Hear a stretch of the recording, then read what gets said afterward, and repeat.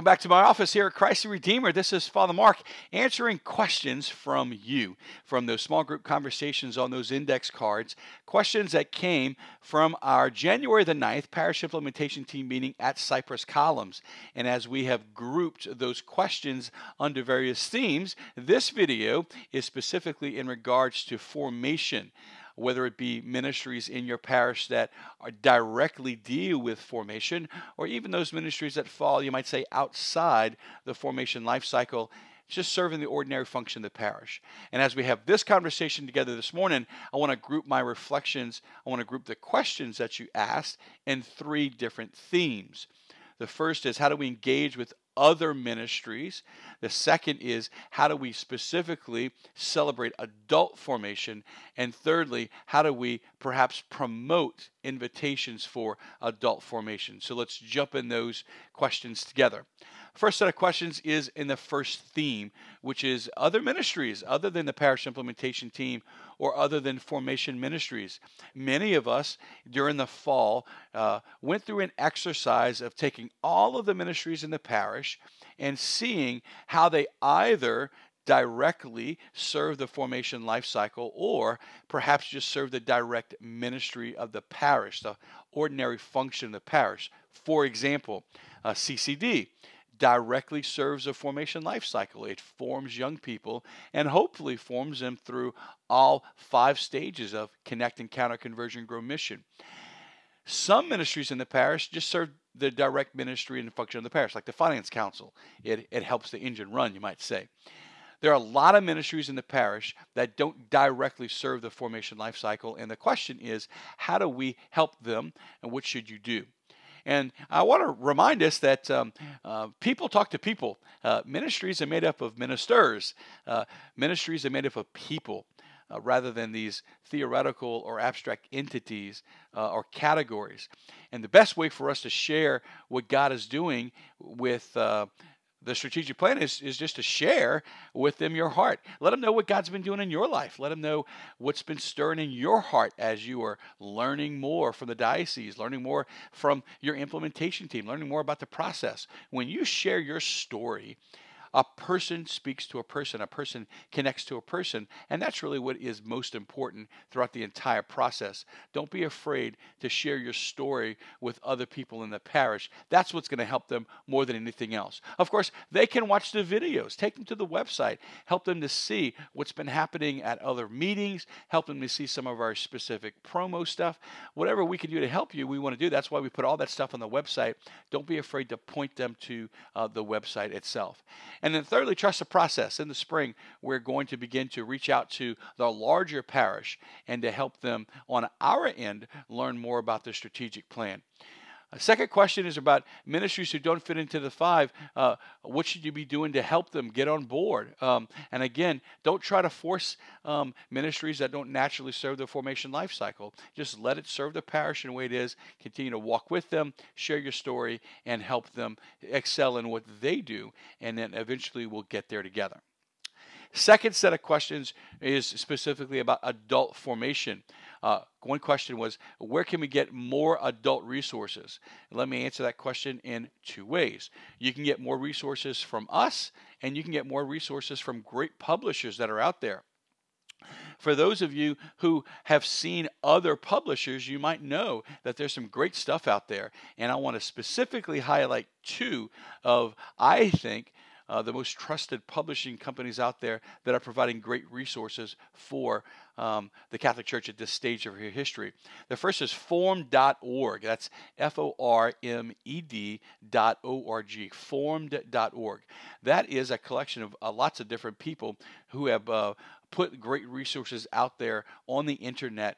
Those are video-based catechetical or adult formation programs, kind of like the videos that we've been producing. And they cover a variety of topics, from spiritual formation to biblical or Bible study stuff. Lots of different resources that are there on form.org. Go check it out.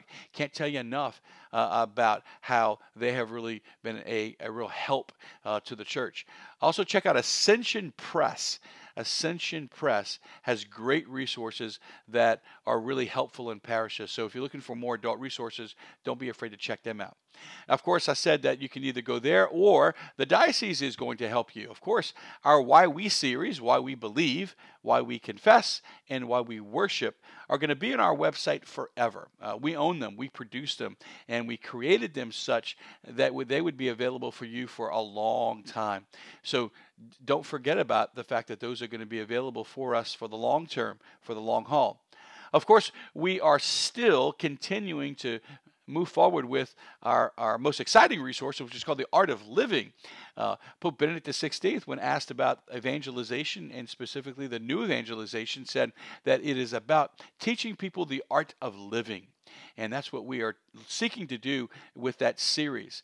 Many of you have asked, are we still moving forward with the Art of Living? Is it still going to start in August of 2018? That answer is yes, and we are excited about it. I want to remind you, Art of Living is a 4-part video-based adult formation resource that is designed to do in small group and to help people move through the 5 stages of spiritual maturation: connect, encounter, conversion, grow, mission. And if a person is able to go through all 4 modules of the Art of Living, then they would have been ushered through all 5 stages. They will mature through all 5 stages, at least at this stage of their life. They'll connect with people. They will certainly have an encounter with the person Jesus Christ.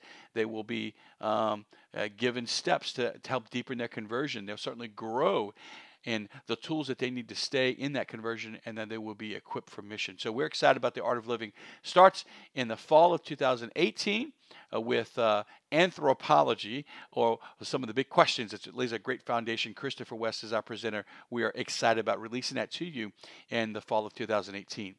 And then finally, the questions are about promotion. How do we promote adult formation in parishes? Well, first of all, the most important thing is just to share your story. People in the pew listen to people in the pew. And it's important for us to not be afraid of sharing our testimony. I know that sometimes that's not necessarily the language we use in the Catholic Church, but it is something that I think is important for us to understand, that it's the most influential thing that helps people learn about what's possible and to perhaps think about becoming involved when perhaps in the past they were not thinking about being involved.